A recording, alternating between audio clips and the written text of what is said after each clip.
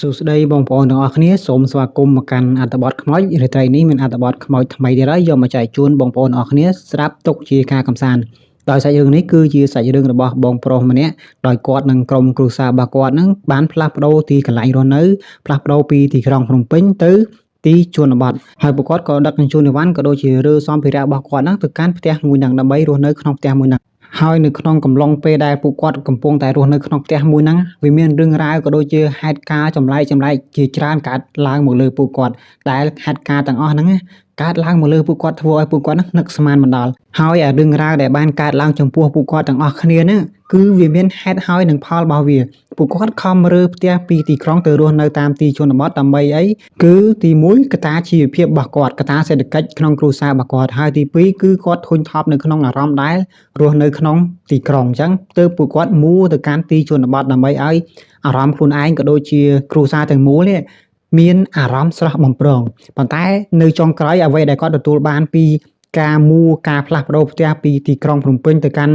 ់ទីជនបទហ្នឹងគឺវាធ្វើឲ្យគាត់នេះបាក់ចង្កេះប៉ុន្តែមុននឹងចូលទៅដល់សាច់រឿងទាំងមូលខ្ញុំសូមចិត្តពុកម៉ែបងប្អូនទាំងអស់គ្នាស្ដាប់រឿងនេះដោយយកចិត្តទុកដាក់ពីព្រោះរឿងហ្នឹងវាមានតួអង្គក៏ដូចជាឈ្មោះតួអង្គរឿងច្រើនបន្តិចអញ្ចឹងស្ដាប់មួយដោយយកចិត្តទុកដាក់ដើម្បីយល់សាច់រឿងហ្នឹងទាំងអស់គ្នាមួយវិញទៀតមុននឹងចូលទៅដល់សាច់រឿងទាំងមូលពឹងបងប្អូនទាំងអស់គ្នាជួយចុច like ជួយ subscribe ដាក់មេដៃមេជើងរួចដាក់សញ្ញាកណ្ដឹងម្នាក់មួយផងអូខេមិននិយាយច្រើនទេឥឡូវយើងចូលទៅដល់សាច់រឿងរបស់យើងទាំងមូលតែម្ដងដោយសាច់រឿងរបស់យើងទាំងមូលហ្នឹងគឺកើតឡើងតាំងពីជាង30ឆ្នាំមុនហើយវាគឺជាសាច់រឿងរបស់បងកុសលនៅក្នុងសាច់រឿងនេះខ្ញុំសូមហៅគាត់ថាបងសល់នៅកណ្ដាលទីដាច់ស្រយាលមួយនៅក្នុងខេត្តកំពង់ធំមានផ្ទះចាស់មួយនៅឆ្ងាយនៅដាច់ស្រយាលពីគេហើយអាផ្ទះមួយហ្នឹងមានជញ្ជាំងសឹករិចរិលហើយជុំវិញផ្ទះ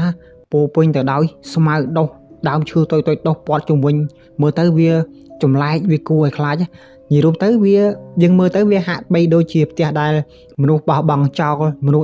ផ្ទះដែលគ្មានមនុស្សសម្អាតផ្ទះដែលគ្មានមនុស្សរស់នៅដោយអ្នកភូមិដែលរស់នៅក្នុងតំបន់ហ្នឹងហៅអាផ្ទះមួយហ្នឹងថាគឺជាផ្ទះខ្មោចឬជាផ្ទះខ្មោចទិញពីព្រោះតែផ្ទះមួយហ្នឹងបើលក់គឺលក់ក្នុងតម្លៃថោកចំណែកឲ្យជួលក៏ក្នុងតម្លៃថោកដែរអញ្ចឹងនៅពេលដែលមានអ្នកជួលមានអ្នកមកទិញអាផ្ទះមួយហ្នឹងគឺអ្នកខ្លះមិនបានរស់នៅក្នុងផ្ទះមួយហ្នឹងបានយូរទេអ្នកខ្លះបានតែមួយខែអ្នកខ្លះមិនដល់មួយខែផងអ្នកខ្លះក៏មួយអាទិត្យរស់នៅក្នុងផ្ទះមួយហ្នឹងក៏រើឲ្យបានចេញទៅប៉ុន្តែគេមិនទាន់ដឹងថាផ្ទះមួយហ្នឹងមាន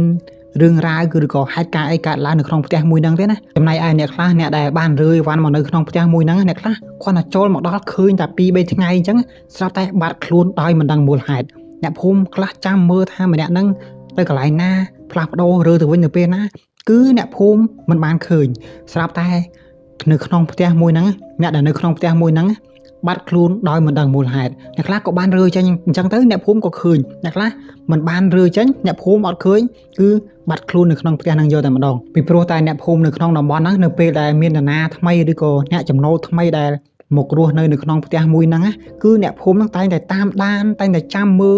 ជានិច្ចអញ្ចឹងណាអញ្ចឹងនៅពេលដែលបាត់ម្នាក់ហ្នឹងឬក៏ម្នាក់ហ្នឹងរើចេញក៏អ្នកភូមិដឹងដែរនៅក្នុងតំបន់ហ្នឹងពីព្រោះតែអ្នកភូមិហ្នឹងគឺតែងតែតាមដានតែងតែចាំមើលមនុស្សឬក៏អ្នកចំណូលថ្មីនៅក្នុងផ្ទះមួយហ្នឹងនៅថ្ងៃមួយហ្នឹងគ្រូសារបស់បងសល់ហ្នឹងក៏បានសម្រេចចិត្តថានាំគ្នាហ្នឹងផ្លាស់ប្ដូរទៅរស់នៅក្នុងផ្ទះមួយហ្នឹងពួកគាត់អត់ដឹងថាអាផ្ទះមួយហ្នឹងផ្លាស់ប្ដូរជីវិតផ្លាស់ប្ដូរពួកគាត់យ៉ាងម៉េចណាពីព្រោះតែគាត់មិនដឹងពីរឿងរ៉ាវក៏ដូចជាមូលហេតុនៅក្នុងផ្ទះមួយហ្នឹងណាហើយកាលហ្នឹងបងសល់គាត់ទើបតែមានអាយុ 5-10 ឆ្នាំឯណាបងសល់ហើយនឹងឪពុកម្ដាយរបស់គាត់ក៏បានរៀបចំអីវ៉ាន់ក៏ដូចរៀបចំសម្ភារៈអីផ្សេងៗដាក់ទៅលើឡានរួចក៏ចេញដំណើរទៅកាន់ផ្ទះមួយហ្នឹងហើយនៅពេលដែលគាត់ធ្វើដំណើរទៅក៏ទៅដល់ផ្ទះមួយហ្នឹងរួចក៏ឈប់ឡាននៅមុខផ្ទះហ្នឹងក៏ចុះពីលើឡានទាំងគ្រួសាររួចពួកគាត់ហ្នឹងក៏ឈរសម្លឹងទៅកាន់ផ្ទះមួយហ្នឹងទាំងឪពុករបស់បងសល់ទាំងម្ដាយរបស់បងសល់ហើយនិងបងសល់ក៏ឈរសម្លឹងទៅកាន់ផ្ទះមួយហ្នឹងរួចឪពុករបស់បងសល់ក៏និយាយទៅកាន់ប្រពន្ធរបស់គាត់ក៏ដូចជាបងសល់ថាផ្ទះមួយហ្នឹងយើងអាចរស់នៅបានដោយសារតែមើលទៅវាតម្លៃសមរម្យផងហើយណាមួយវាគ្រាន់តែមានសភាពចាស់បន្តិចនៅពេលដែលយើងរស់នៅក្នុងហ្នឹងទៅយើងអាចកែកុនចេះបន្តិចចុះបន្តិចចេះបន្តិចទៅគឺវាអាចទៅជាថ្មីហើយណាមួយពួកយើងក៏ពុំសូវមានលុយដែរយើងរស់នៅត្រឹមផ្ទះប៉ុណ្ណឹងគឺគ្រប់គ្រាន់ហើយសម្រាប់ជីវភាពក៏ដូចជាគ្រួសាររបស់យើងហើយទាំងនេះគឺជាសម្ដីក៏ដូចជាពាក្យពេចន៍ដែលឪពុករបស់បងសល់គាត់បាននិយាយទៅកាន់កូនក៏ដូចជាប្រពន្ធរបស់គាត់ ដោយឪពុករបស់បងសល់ហ្នឹងគឺគាត់មានឈ្មោះថាសីហាខ្ញុំសូមហៅគាត់ថាពូសីហើយនៅពេលហ្នឹងពូសីគាត់មានអាយុ35ឆ្នាំគាត់គឺជាអ្នកក្រុងនិយាយរួមទៅពូសីហ្នឹងគាត់រស់នៅទីក្រុងភ្នំពេញហើយគាត់ក៏គឺជាមនុស្សម្នាក់ដែលកើតនៅក្នុងទីក្រុងភ្នំពេញដែរហើយគាត់ហ្នឹងគឺជាបុគ្គលិកដែលធ្វើការនៅក្នុងក្រុមហ៊ុនឯកជនមួយកន្លែងអញ្ចឹងណាហើយនៅពេលហ្នឹងគឺគាត់ត្រូវបានគេបញ្ឈប់ពីការងារដោយសារតែវិបត្តិសេដ្ឋកិច្ចហើយជីវិតដែលរស់នៅក្នុងទីក្រុងរបស់ពួកគាត់ហ្នឹងធ្វើឲ្យពួកគាត់ហ្នឹងអស់សង្ឃឹមមែនទែនដោយសារតែទី1ពួកគាត់ទាំងអស់គ្នាហ្នឹងទាំង3នាក់ឪកូនហ្នឹងម៉ែកូនហ្នឹងគឺគាត់ជាប់បំណុលគេគាត់ជាពាក់គេច្រើនហើយមួយទៀតគឺមិនមានការងារធ្វើហើយណាមួយទៅធ្វើការមានសម្ពាធពីការងារផងអញ្ចឹងទើបធ្វើឲ្យគ្រួសាររបស់គាត់ហ្នឹងពិបាកមិនត្រឹមតែបំណុលផងការងារក៏គ្មានធ្វើគឺនៅថ្លៃជួលបន្ទប់ជួលផ្ទះនៅទៀតអញ្ចឹងទើបធ្វើឲ្យពួកគាត់ហ្នឹងមិនមានលុយគ្រប់គ្រាន់នៅក្នុងការជួលផ្ទះអញ្ចឹងទៅហើយណាមួយវាធុញថប់នៅក្នុងការងារសម្ពាធការងារអីផ្សេងពួកគាត់ក៏សម្រេចចិត្តវិភាសាគ្នានាំគ្នាផ្លាស់ប្ដូរទីកន្លែងរស់នៅមូពីភ្នំពេញមករកទីកន្លែងនៅតាមទីជនបទដើម្បីធ្វើការរស់នៅអញ្ចឹងទៅហើយឥឡូវយើងនិយាយអំពីម្ដាយរបស់បងសល់ម្ដងណាដោយម្ដាយរបស់បងសល់គាត់ឈ្មោះថាលីណាខ្ញុំសូមហៅគាត់ថាចាលីណាចាលីហ្នឹងគាត់គឺជាប្រពន្ធរបស់ពូសីដែលនៅពេលហ្នឹងចាលីហ្នឹងគាត់មានអាយុ32ឆ្នាំហើយចាលីគាត់គឺជាគ្រូបរិញ្ញាប៉ុន្តែគ្រូបរិញ្ញារបស់គាត់ហ្នឹងគឺជាគ្រូបរិញ្ញាសាលាបឋមមិនធំដុំអីណាគាត់គឺជាគ្រូម្នាក់នៅក្នុងសាលាបឋមណានៅពេលហ្នឹងគាត់ក៏មានអារម្មណ៍ថាគាត់ធុញថប់នឹងអារម្មណ៍ដែលរស់នៅក្នុងទីក្រុងណាអារម្មណ៍មួយហ្នឹងបើសិនជាបងប្អូនណាដែលរស់នៅក្នុងទីក្រុងនិយាយរួមទៅនិយាយពីបងប្អូនដែលមិនមានផ្ទះខ្លួនឯងនៅក្នុងទីក្រុងបងប្អូនដែលទៅជួលផ្ទះគេនៅពេលដែលយើងក្រោកពីដំណេកឡើងយើងបើកភ្នែកឡើងឃើញតែថ្មឃើញតែមួយច្រកផ្លូវដើរចេញពីបន្ទប់របស់យើងគឺវាមានអារម្មណ៍ថាធុញថប់មានអារម្មណ៍ថាតបប្រមល់គឺអារម្មណ៍បែបហ្នឹងអញ្ចឹងទើបម្ដាយរបស់បងសល់នេះចាលីហ្នឹងគឺគាត់សម្រេចចិត្តជាមួយប្តីរបស់គាត់ហ្នឹងថានាំគ្នាទៅទិញផ្ទះមួយនៅតាមទីជនបទរស់នៅតាមទីជនបទដើម្បីឲ្យកូនរបស់គាត់នេះបងសល់នេះគាត់ធំឡើងគាត់នៅក្នុងបរិយាកាសមួយដែលសាមញ្ញមិនស្មុគស្មាញមានភាពស្រស់បំព្រមអញ្ចឹងណានិយាយរួមទៅគឺគាត់ចង់ឲ្យបើកភ្នែកឡើងក្រោកពីដំណេកក្រោកពីគេនៅពេលព្រឹកឡើងគឺឃើញពណ៌ធម្មជាតិធ្វើឲ្យអារម្មណ៍របស់គាត់ហ្នឹងស្រស់ស្រាយតែម្ដងអញ្ចឹងសរុបមកគឺគាត់ចង់ឲ្យអារម្មណ៍របស់គាត់នេះបើកភ្នែកឡើងពីគេមកឃើញធម្មជាតិមកមានអារម្មណ៍ថាស្រស់ស្រាយអញ្ចឹងណាពេលហ្នឹងបងសល់គាត់គឺជាក្មេងម្នាក់ដែលស្វាហាប់និយាយរួមទៅបងសល់គាត់គឺជាក្មេងម្នាក់ដែលក្លាហានបងសល់គាត់ចូលចិត្តអានសៀវភៅអាចកំបាំងចូលចិត្តស្វែងរករឿងអាចកំបាំងអីផ្សេងហើយគាត់ថាគាត់ធំឡើងគាត់ចង់ធ្វើជាអ្នកស៊ើបអង្កេតអីផ្សេងនិយាយរួមទៅបងសល់គាត់ចូលចិត្តរឿងអាចកំបាំងរឿងខ្មោចនិយាយរួមទៅបើសិនជារឿងណាដែលអាចកំបាំងរឿងណាដែលប្លែកគាត់មិនដែរជួបគាត់មិនដែរឃើញហ្នឹងអ្វីដែលបងសល់គាត់ចូលចិត្តយើងនិយាយឲ្យស្រួលស្ដាប់ទៅគឺបងសល់ហ្នឹងគាត់ចូលចិត្តតាក់ទងទៅនឹងរឿងអាចកំបាំងរឿងវិញ្ញាណរឿងអាគមរឿងព្រលឹងរឿងខ្មោចអីផ្សេងអ្វីដែលអាចកំបាំងគឺបងសល់ហ្នឹងគាត់ចូលចិត្តបែបហ្នឹងគាត់ថានៅពេលដែលគាត់ធំឡើងគឺគាត់ចង់ក្លាយទៅជាមនុស្សបែបហ្នឹងដោយបងសល់ហ្នឹងគាត់គឺជាមនុស្សដែលចូលចិត្តភាពអាចកំបាំងអញ្ចឹងនៅពេលដែលគាត់ឃើញផ្ទះមួយហ្នឹងគាត់មិនសប្បាយចិត្តមែនអត់ដោយសារតែផ្ទះមួយហ្នឹងមកទៅវាប្លែកភ្នែកមកទៅវាអាចកំបាំងមកទៅផ្ទះដែលគេទុកចោលអត់មានអ្នកនៅពីមុនមកអញ្ចឹងអាហ្នឹងបងសល់គាត់ឃើញផ្ទះមួយហ្នឹងគាត់ថាគាត់សប្បាយចិត្តគាត់រំភើបខ្លាំងណាពេលហ្នឹងគាត់ក៏លួចស្រោចតិចហើយនិយាយអំពីផ្ទះមួយហ្នឹងទាំងរំភើបទាំងសប្បាយចិត្តនៅពេលដែលគាត់ឃើញផ្ទះមួយហ្នឹងហើយគាត់និយាយទៅកាន់គ្រួសាររបស់គាត់ថាគាត់សប្បាយចិត្តហើយបន្ទាប់ពីហ្នឹងគ្រួសាររបស់ពួកគាត់ទាំង3នាក់ហ្នឹងក៏កាន់សោចូលទៅកាន់អាផ្ទះថ្មីមួយហ្នឹងទៅអាផ្ទះដែលទៅបន្ទិញហ្នឹងឥឡូវយើងនិយាយរឿងមុនពេលដែលពួកគាត់ហ្នឹងរកផ្ទះមួយហ្នឹងឃើញទិញផ្ទះមួយហ្នឹងគឺដើមឡើយហ្នឹងពូស្រីហ្នឹងគាត់លេងអ៊ីនធឺណិតលេងបណ្ដាញសង្គមធម្មតាអូសចុះអូសឡើងទៅក៏ឃើញផ្ទះមួយហ្នឹងគេដាក់លក់គាត់ក៏រកឃើញនៅតាមប្រព័ន្ធអ៊ីនធឺណិតអញ្ចឹងនៅពេលដែលគាត់ឃើញផ្ទះមួយហ្នឹងទៅតម្លៃធូរថ្លៃ $4-5,000 អញ្ចឹងណាគាត់ថាតម្លៃធូរថ្លៃចំណែកឯអាផ្ទះផ្សេងដែលលក់នៅក្នុងតំបន់ហ្នឹងដែរគឺវាមានតម្លៃរាប់សិបម៉ឺនដុល្លារអញ្ចឹងគាត់ឃើញអាកាសមួយហ្នឹងតម្លៃថោកផងគាត់ក៏ចាប់យកអាកាសមួយហ្នឹងទិញផ្ទះមួយហ្នឹងទៅហើយណាមួយពូស្រីគាត់ក៏មាន plan មួយដែរថានៅពេលដែលគាត់ទិញបានផ្ទះហ្នឹងទិញបានដីនៅម្ដុំហ្នឹងគឺគាត់ចង់បើកកសិដ្ឋានមួយគឺដើម្បីឲ្យកូនរបស់គាត់បងសល់គឺគាត់ធំឡើងគឺគាត់មានជីវភាពមានភាពសាមញ្ញអីធម្មតាបើកផ្នែកឡើងមានភាពស្រស់បំព្រមនៅតាមទីជនបទមានព្រៃឈើមានអីចឹងទៅហើយគាត់ក៏អូសឃើញផ្ទះមួយហ្នឹងក៏យកទៅពិភាក្សាជាមួយប្រពន្ធរបស់គាត់នៅពេលហ្នឹងចៃលីហ្នឹងគាត់ក៏ឃើញអាផ្ទះមួយហ្នឹងគាត់ក៏មានភាពស្ទាក់ស្ទើរដែរថាពេលដែលគាត់មើលឃើញផ្ទះមួយហ្នឹងគឺគាត់មានអារម្មណ៍ថា មានអ្វីហាក់បីដូចជាចម្លែកអីមិនដឹងណាប៉ុន្តែដោយសារតែកត្តាជីវភាពហើយបើរកផ្ទះផ្សេងគឺវាតម្លៃរាប់សិបម៉ឺនដុល្លារអញ្ចឹងវាគ្មានជំរើសមិនមានលុយគ្រប់គ្រាន់ផងវាគ្មានជំរើសផងអញ្ចឹងទើបធ្វើឲ្យពួកគាត់នេះពូស័យហ្នឹងចាលីហ្នឹងក៏សម្រេចចិត្តថាទិញផ្ទះមួយហ្នឹងដោយសារតែវាគ្មានជំរើសហើយចាលីហ្នឹងក៏សម្រេចចិត្តទិញផ្ទះមួយហ្នឹងតាមពូស័យទៅ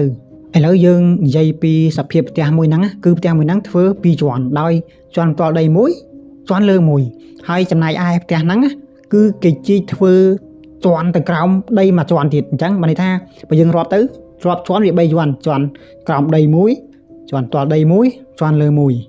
ដោយកំឡុងពេលដែលពួកគាត់ពីអ្នកប្តីប្រពន្ធកំពុងតែពិភាក្សាគ្នាកំពុងតែនិយាយគ្នាអញ្ចឹងណាគាត់ក៏ឮសំឡេងទូរស័ព្ទរោដោយសំឡេងទូរស័ព្ទរោមួយហ្នឹងគឺជាសំឡេងរបស់ទូរស័ព្ទអ្នកលក់ដីចាំន័យថាអ្នកលក់ដីតាក់ទងមកពូស័យណាដោយសារតែពូស័យគាត់អូសឃើញអញ្ចឹងទៅគាត់ក៏ដាក់ពាក្យទៅអញ្ចឹងណាដោយសម័យឥឡូវគេហៅថាតម្លាក់លេខតម្លាក់ទីតាំងណាអញ្ចឹងពូភ័ណ្ឌហ្នឹងអ្នកលក់ដីហ្នឹងគាត់មានអាយុ55ឆ្នាំគាត់ក៏តាក់ទងចរចាគ្នាមកជាមួយពូស័យអញ្ចឹងណាតាក់ទងតម្លៃចរចាអីផ្សេងជាមួយពូស័យអញ្ចឹងទៅហើយពួកគាត់ក៏ត្រូវគ្នាទិញផ្ទះមួយហ្នឹងចុះកងត្រាចុះអីផ្សេងអញ្ចឹងទៅឥឡូវយើងមកនិយាយអំពីប្រវត្តិរបស់ពូភ័ណ្ឌណាពូភ័ណ្ឌគាត់គឺជាអ្នកលក់ផ្ទះមួយហ្នឹងណាដោយពូភ័ណ្ឌហ្នឹងគាត់គឺជាអ្នកភ្នំពេញទេគាត់ទិញផ្ទះមួយហ្នឹងតាំងពី5ឆ្នាំមុនមកម្លេះអញ្ចឹងពូភ័ណ្ឌហ្នឹងគាត់ក៏រើអីវ៉ាន់មកនៅផ្ទះហ្នឹងដែរអញ្ចឹងនៅពេលដែលគាត់រើអីវ៉ាន់ក៏ដូចជាសម្ភារៈអីផ្សេងមកផ្ទះហ្នឹងគាត់រស់នៅក្នុងផ្ទះហ្នឹងបានរយៈពេលប្រហែលជា3ខែរយៈពេល3ខែហ្នឹងក្នុងអំឡុងពេល3ខែហ្នឹងប្រពន្ធរបស់គាត់ក៏ចាប់ផ្ដើមឈឺធ្ងន់ដោយអត់មានមូលហេតុអញ្ចឹងណាឈឺយកតែមែនតើដោយមើលផងឲ្យផងមើលអត់ជាអញ្ចឹងណាពួកគាត់ពេលខ្លះគាត់ក៏លឺសំឡេងអ្វីមួយយ៉ាងខ្សឹបនៅក្នុងត្រចៀកគាត់ណាខ្សឹបស្ទើរតែរៀងរាល់ថ្ងៃអញ្ចឹងទៅហើយពេលខ្លះក៏ឃើញសមល់អីចម្លែកនៅតាមជញ្ជាំងចង្ការនៅតាមធ្នឹមខាងលើចង្ការនៅគិនជញ្ជាំងអីផ្សេងពួកគាត់តែងតែឃើញបែបហ្នឹងសមល់ចម្លែកតែងតែបង្ហាញខ្លួនឲ្យពូភ័ណ្ឌណាគាត់ឃើញហើយវាមិនត្រឹមតែប៉ុណ្ណឹងណានៅពេលយប់នៅពេលដែលពួកគាត់កំពុងតែគេងទៅណាស្រាប់តែឮសំឡេងអ្វីមួយយ៉ាងប៉ុន្តែមិនដឹងថាសំឡេងនឹងនិយាយថាម៉េចណាស្រាប់តែឮចេញពីអាបន្ទប់ក្រោមដីនោះ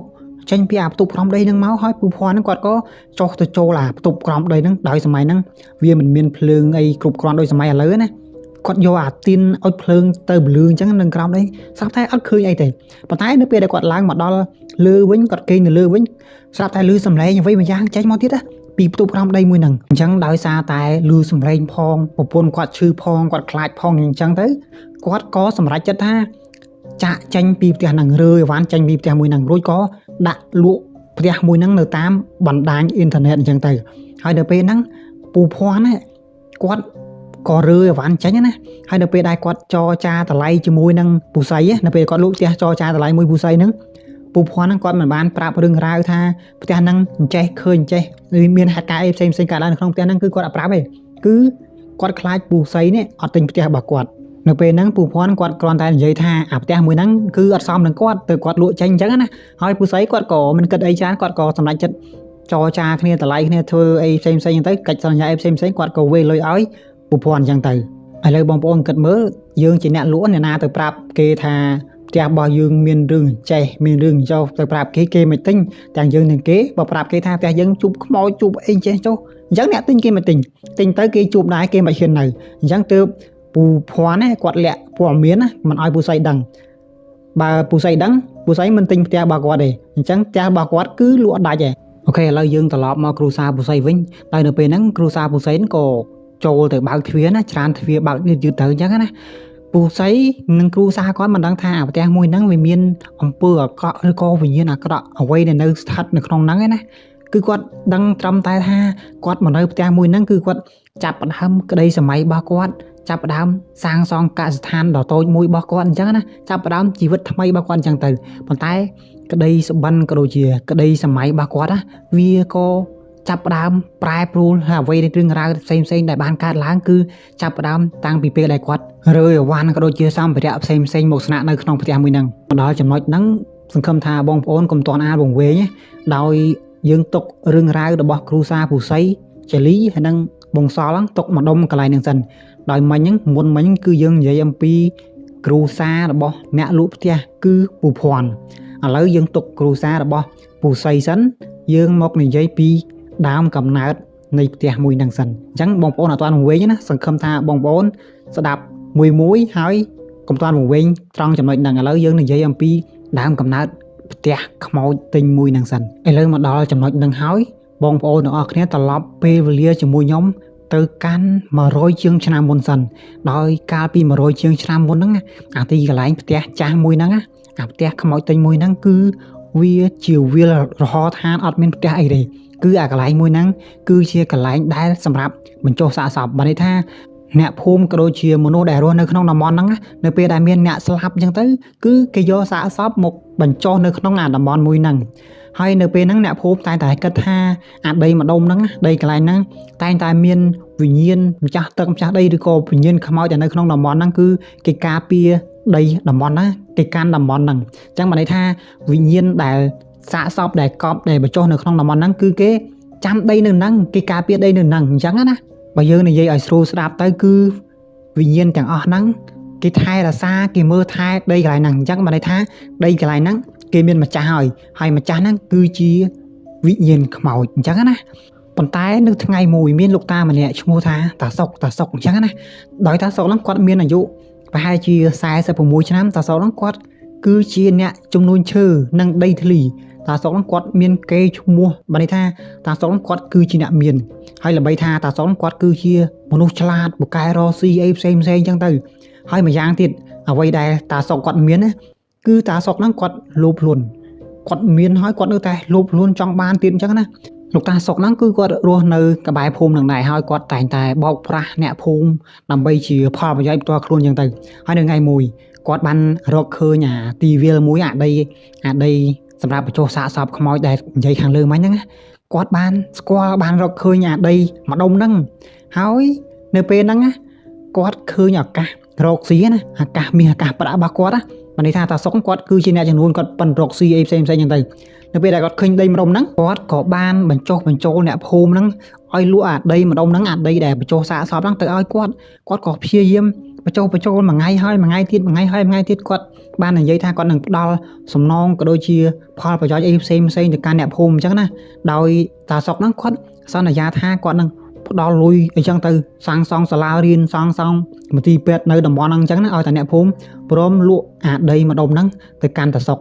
ដោយការបញ្ចុះបញ្ចូលរបស់តាសុកដែលសន្យាថានឹងឲ្យអ្វីគ្រប់យ៉ាងទៅកាន់អ្នកភូមិអញ្ចឹងដើម្បីបានដីម្ដុំហ្នឹងណាអញ្ចឹងអ្នកភូមិក៏លក្ខណៈថាលុយបាំងមកក៏សម្រេចចិត្តថាលក់អាដីហ្នឹងទៅឲ្យតាសុកអញ្ចឹងនៅពេលដែលអ្នកភូមិលក់ដីហ្នឹងទៅកាន់តាសុកហើយឲ្យតាសុកហើយហ្នឹងគឺតាសុកហ្នឹងគាត់មិនបានធ្វើតាមការសន្យារបស់គាត់នោះទេគឺគាត់មិនបានសាងសង់សាលារៀនសាងសង់ភូមិឬក៏មន្ទីរពេទ្យអីផ្សេងសម្រាប់អ្នកភូមិនោះទេគឺតាសុកគាត់ផ្ដល់ឲ្យតែលុយថ្លៃដីអញ្ចឹងណាអញ្ចឹងតាសុកហ្នឹងគាត់សន្យាខ្យល់មែនអត់ហើយអ្នកភូមិក៏គិតថាអូខេធ្វើម៉េចបើតាសុកគាត់មិនធ្វើតាមសន្យាព្រោះឯអ្នកភូមិគាត់ក៏ដឹងថាតាសុកហ្នឹងក៏ជាមនុស្សដែលលោភលន់មិនសូវធ្វើតាមសន្យាអញ្ចឹងដែរប៉ុន្តែដោយលុយបាំងមកគាត់ក៏ផ្លយមាត់ថាលក់ដីម្ដុំហ្នឹងឲ្យតាសុកមកពេលអញ្ចឹងក៏លក់ទៅអញ្ចឹងតាសុកហ្នឹងគាត់ក៏ចាប់ផ្ដើមបំផ្លាញអាភ្នោដែលបញ្ចុះសពនៅលើដីហ្នឹងអញ្ចឹងណាគាត់ចាប់ផ្ដើមឲ្យគេធ្វើឲ្យគេឈូសឆាយអាភ្នោដែលបានបញ្ចុះនៅហ្នឹងអស់លេងនៅពេលដែលគាត់អំឡុងពេលដែលគាត់កំពុងតែឈូសឆាយកំពុងតែរើភ្នោហ្នឹងលោកតាសុកណាគឺគាត់ពុំបានធ្វើពិធីគោរពឬក៏ធ្វើពិធីអីផ្សេងសុំទោសសុំកន្លែងសុំដីឈូសឆាយចេញណាគឺតាសុកមិនបានធ្វើពិធីទាំងអស់ហ្នឹងទេគឺនៅពេលហ្នឹងតាសុកគាត់ក៏បានយកអាឈើពីព្រៃមកធ្វើផ្ទះកម្មករដើម្បីសាងសង់ផ្ទះឲ្យគាត់បានន័យថាតាសុកហ្នឹងគាត់យកអាឈើពីព្រៃតែឈើហ្នឹងជាប្រភេទឈើដែលមានតម្លៃឈើថ្លៃព្រោះតាសុកគាត់គឺជាអ្នកមានអញ្ចឹងអ្វីដែលគាត់ប្រើប្រាស់គឺជារបស់ដែលមានតម្លៃអញ្ចឹងគាត់យកអាឈើហ្នឹងឲ្យកម្មករហ្នឹងគាត់សាងសង់រោងនៅលើដីហ្នឹងហើយ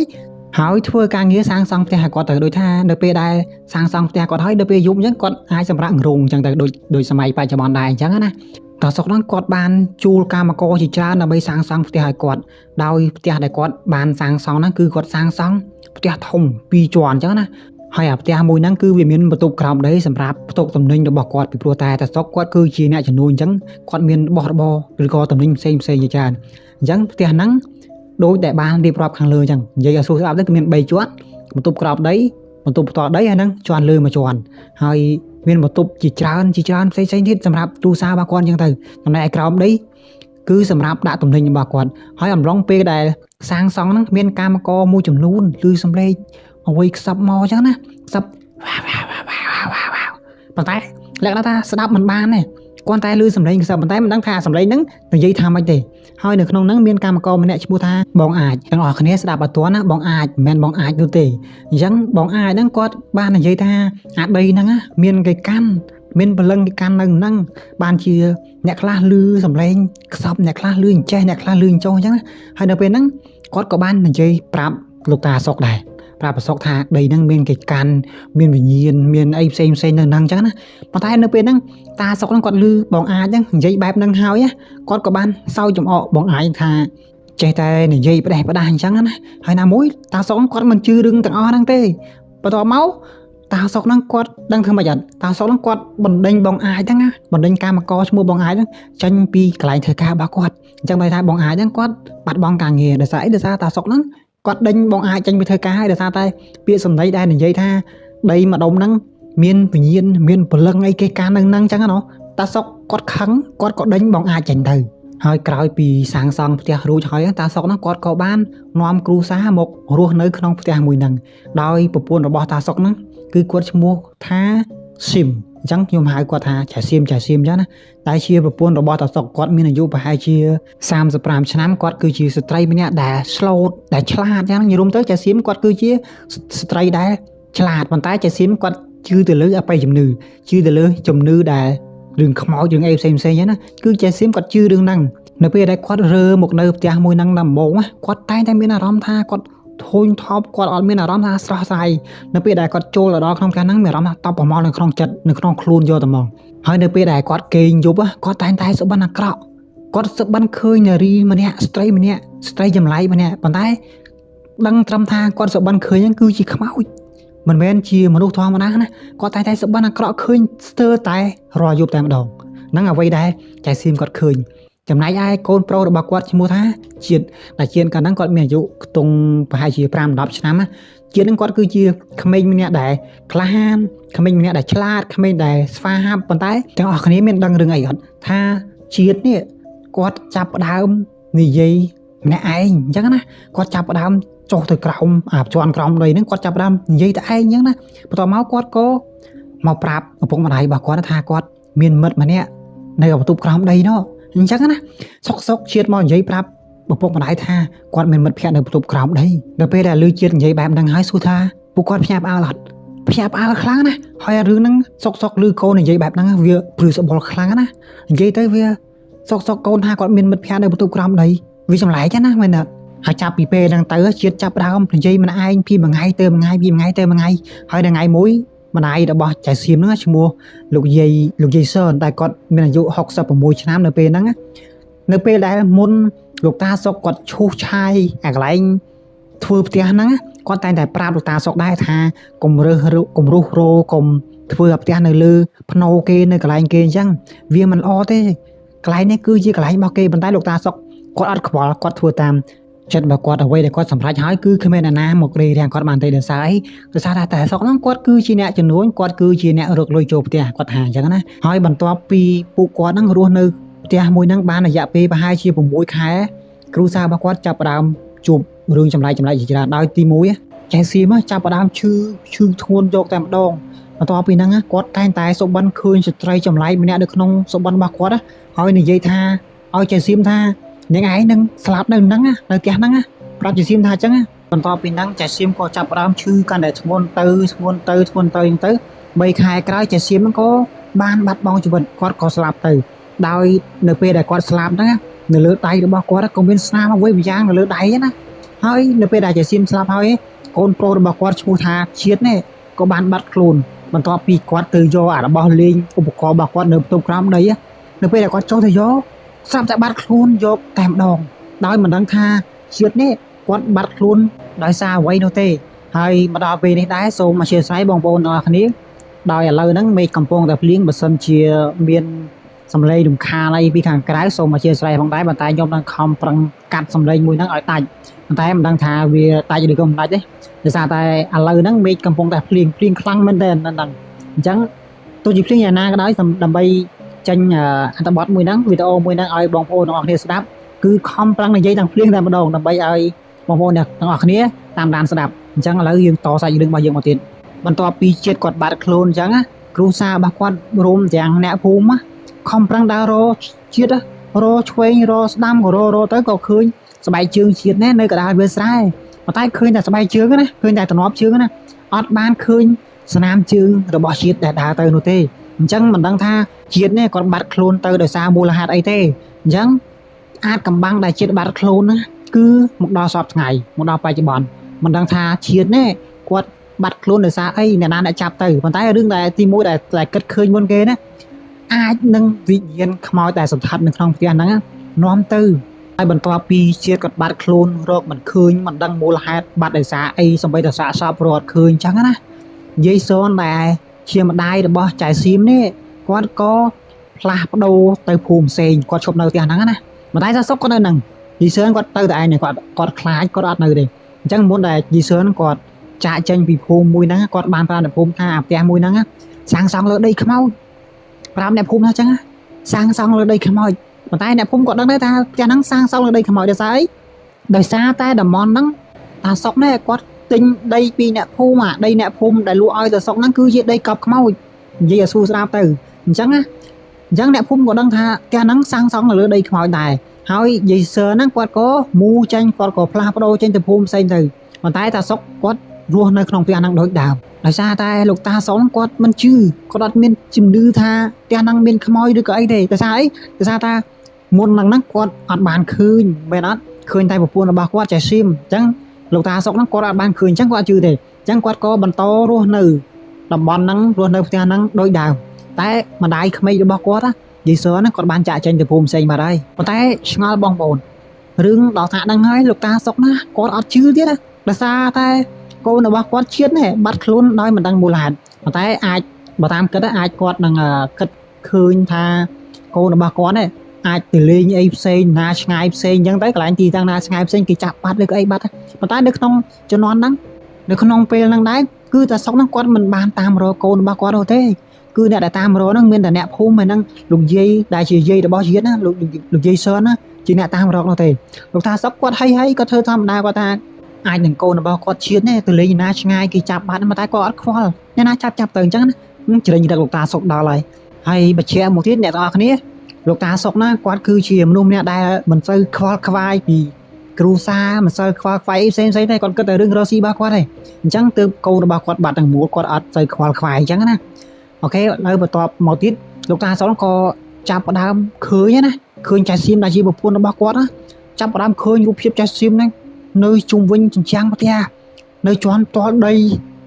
នៅលើធ្នឹមនិយាយរួមទៅងាកទៅណាក៏ឃើញចៅសៀមដែរនៅពេលហ្នឹងតាសុកចាប់ផ្ដើមឃើញអ្វីចម្លែកជាច្រើនហើយគាត់ចាប់ផ្ដើមជឿណាដល់ពេលយូរទៅនៅថ្ងៃមួយតាសុកក៏ចាប់ផ្ដើមឮសំឡេងខ្សឹបអ្វីមួយយ៉ាងមកកាន់ទៅជីគាត់ថាឯងនឹងជាប់នៅទីនេះគាត់ឮសំឡេងបែបហ្នឹងគឺឮរាល់ថ្ងៃតែម្ដងគាត់ឮសំឡេងផងគាត់ឃើញរូបភាពផងអញ្ចឹងណានៅពេលដែលយូរទៅលោកតាសុកណាក៏ចាប់ផ្ដើមធ្លាក់ខ្លួនឈឺហើយក៏ចាប់ផ្ដើមស្គូតណាបន្ទាប់ពីហ្នឹងទៅលោកតាសុកហ្នឹងគាត់ក៏ស្លាប់នៅក្នុងផ្ទះហ្នឹងទៅដោយសាកសពរបស់គាត់នៅពេលដែលគាត់ស្លាប់ហ្នឹងណាគឺមានស្នាមអ្វីមួយយ៉ាងខ្វេះខ្វាយពេញខ្លួនរបស់គាត់អញ្ចឹងណាមានស្នាមខ្វេះមានស្នាមអីពេញហ្នឹងហើយអ្នកភូមិដែលនៅតំបន់ហ្នឹងជឿថាតាសុកស្លាប់ហ្នឹងគឺជាស្នាដៃរបស់ចៅសៀមដោយសារតែចៅសៀមហ្នឹងគាត់ស្លាប់ទៅគាត់ប្រែคล้ายវិញ្ញាណរបស់គាត់ហ្នឹងគឺជាវិញ្ញាណអាក្រក់តែតែបង្ហាញខ្លួនបង្ហាញរូបភាពឲ្យតាសុកឃើញបន្លាចតាសុកឲ្យតាសុកខ្លាចហើយនិយាយសម្លេងខ្សឹបអ្វីមួយយ៉ាងរាល់យប់ថាតាសុកហ្នឹងតែឯងហ្នឹងនៅជាប់នៅនឹងរាល់យប់អញ្ចឹងណាអាហ្នឹងជាសម្លេងគឺជាអ្វីគឺជាទង្វើរបស់ចៅស្គីមនេះគាត់ធ្វើដាក់ប្តីរបស់គាត់មែនអត់ហើយមកដល់ចំណុចហ្នឹងច្បាស់ជាបងប្អូនឆ្ងល់ថាហេតុអីចៅសៀមនេះគាត់ធ្វើបាបប្តីរបស់គាត់មកដល់ចំណុចហ្នឹងមិនទុកឲ្យបងប្អូនចាំយូរទេនឹងខ្ញុំនឹងប្រាប់ពីមូលហេតុថាហេតុអ្វីបានជាចៅសៀមនេះគាត់ធ្វើបាបប្តីរបស់គាត់ដល់ស្លាប់អញ្ចឹងណាអញ្ចឹងមុនពេលដែលចៅសៀមស្លាប់យើងឃើញស្នាមខ្វាចស្នាមខ្វែអ្វីម្យ៉ាងនៅលើម្រាមដៃរបស់គាត់ហ្នឹងមែនអត់អញ្ចឹងនៅពេលដែលចៅសៀមស្លាប់នេះវិញ្ញាណរបស់ចៅសៀមនេះត្រូវវិញ្ញាណខ្មោចដទៃទៀតបានន័យថាវិញ្ញាណខ្មោចដែលជាម្ចាស់ដីវិញ្ញាណខ្មោចដែលជាម្ចាស់ភ្នោតាសុកគាត់ឈូសឆាយហ្នឹងណា គឺជាអ្នកគ្រប់គ្រងវិញ្ញាណរបស់ចែសៀមអញ្ចឹងនៅពេលដែលវិញ្ញាណទាំងអស់ហ្នឹងគ្រប់គ្រងវិញ្ញាណរបស់ចែសៀមប្រើចែសៀមធ្វើនេះធ្វើនោះអញ្ចឹងចែសៀមក៏នឹងធ្វើតាមអញ្ចឹងទើបធ្វើឲ្យវិញ្ញាណរបស់ចែសៀមនេះមកបង្ហាញខ្លួនដាក់តាសុកមកខ្សឹបដាក់តាសុកធ្វើអញ្ចេះធ្វើអញ្ចោះមកធ្វើឲ្យតាសុកហ្នឹងធ្លាក់ខ្លួនឈឺតាសុកគាត់ធ្លាក់ខ្លួនឈួតអញ្ចឹងរហូតដល់គាត់ស្លាប់បាត់បង់ជីវិតនេះគឺជាអ្វីដែលបងប្អូនឆ្ងល់នៅចំណុចហ្នឹងប៉ុន្តែមិនទាន់ចប់ទេនៅមានទៀតស្នាមនៅលើសាកសពរបស់តាសុកហ្នឹងស្នាមខ្វេស្នាមខ្វាយអ្វីមួយយ៉ាងហ្នឹងគឺជាស្នាមដែលសងមកកាន់តាសុកវិញដោយសារអីដោយសារតែតាសុកណែទៅឈូសឆាយទៅភ្នោគេកាចកកាយភ្នោគេអញ្ចឹងណាកន្លែងគេនៅអញ្ចឹងគឺអត្តធ្វើបែបហ្នឹងទើបធ្វើឲ្យនៅពេលដែលគាត់ស្លាប់នេះទើបមានស្នាមខ្វេស្នាមខ្វាយពេញសាកសពរបស់គាត់អញ្ចឹងណានេះគឺជាអ្វីដែលសងត្រឡប់មកតាសុកវិញហើយមួយវិញទៀតអ្នកភូមិនៅតំបន់ហ្នឹងជឿថាអវិញ្ញាណទាំងអស់ហ្នឹងនឹងដាក់ផ្ទោសអ្នកដែលនៅរស់នៅតំបន់ហ្នឹងដែរដោយសារអីអ្នកដែលនៅតំបន់ហ្នឹងគឺគាត់លក់ដីឲ្យតាសុកគាត់សាងសង់ផ្ទះឈូសឆាយផ្ទះអញ្ចឹងណាហើយបន្ទាប់ពីហ្នឹងមកផ្ទះរបស់ហ្នឹងចាប់ផ្ដើមទុកចោលអត់មានអ្នកនៅទេចាប់ផ្ដើមទុកចោលអស់ជាច្រើនឆ្នាំប៉ុន្តែអាផ្ទះមួយហ្នឹងវិញ្ញាណដែលសង្កត់នៅក្នុងផ្ទះមួយហ្នឹងมันបានសាបសូន្យទេมันបានទៅណាទេគឺវានៅសង្កត់នៅក្នុងផ្ទះហ្នឹងអញ្ចឹងន័យថាវិញ្ញាណខ្មោចដែលបានបញ្ចុះនៅក្រោមហ្នឹងគាត់មកនៅផ្ទះក្នុងហ្នឹងទាំងអស់គ្នាតែម្ដងដោយសារតែតាសុកយើងគិតធម្មតាទៅគឺគាត់ធ្វើផ្ទះឲ្យខ្មោចនៅហ្នឹងមកឈូសផ្ទះគេចោលហើយគេទៅនៅណាអញ្ចឹងវិញ្ញាណទាំងអស់ហ្នឹងគេមិនប្រមូលផ្ដុំគ្នាមកនៅផ្ទះមួយហ្នឹងហើយបន្ទាប់ពីហ្នឹងយូរទៅអាផ្ទះមួយហ្នឹងក៏ចាប់ផ្ដើមคล้ายទៅជាអាចកំបាំងសម្រាប់មនុស្សជំនាន់ក្រោយណាអញ្ចឹងក៏คล้ายជាអាចកំបាំងសម្រាប់មនុស្សជំនាន់ក្រោយគាត់ស្រាវជ្រាវគាត់ស្វែងរកថាមូលហេតុអីបានជាផ្ទះហ្នឹងទុកចោលអីអញ្ចឹងផ្សេងអញ្ចឹងណាហើយទាំងនេះគឺជារឿងរ៉ាវដែលបានកើតឡើងនៅក្នុងផ្ទះមួយហ្នឹងហើយគឺជាមូលហេតុអីបានជាផ្ទះហ្នឹងត្រូវបានសាងសង់ឡើងដោយសារតែការសាងសង់របស់តាសុកគាត់ជាអ្នកសាងសង់ហើយបន្ទាប់ពីលោកតាសុកគាត់អ្នកសាងសង់ហើយគាត់ស្លាប់បាត់ទៅបន្ទាប់ពីលោកតាសុកគាត់ស្លាប់បាត់ហើយអស់រយៈពេលជាច្រើនឆ្នាំក្រោយមកក៏មានអ្នកទៅនៅផ្ទះហ្នឹងថ្មីមកគ្រួសារទៀតអញ្ចឹងមកដល់ចំណុចហ្នឹងដែរសង្ឃឹមថាបងប្អូនអត់ទាន់មកវិញណាយើងបញ្ចប់ត្រឹមលោកតាសុកគាត់ស្លាប់នឹងគាត់សង់ផ្ទះហើយគាត់ស្លាប់ទៅអញ្ចឹងអស់រយៈពេលប្រហែលជាច្រើនឆ្នាំក្រោយមកមានគ្រួសារមួយគ្រួសារទៀតចូលមករស់នៅក្នុងផ្ទះមួយហ្នឹង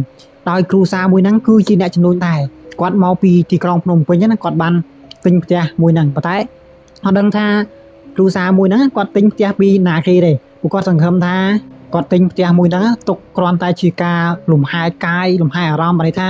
ផ្ទះរបស់គាត់នៅទីក្រុងភ្នំពេញអញ្ចឹងគាត់ចង់លំហែអារម្មណ៍គាត់ចង់មកលេងផ្ទះគាត់ចង់មានអារម្មណ៍ស្រស់ស្រាយអញ្ចឹងគាត់មកលេងជនបទអញ្ចឹងទៅគាត់ចូលផ្ទះរបស់គាត់អញ្ចឹងផ្ទះរបស់គាត់មាននៅជនបទមួយនៅពេញមួយថ្ងៃណាគាត់ចង់មកលេងនៅជនបទស្រស់ស្រាយស្រូបខ្យល់អាកាសអីផ្សេង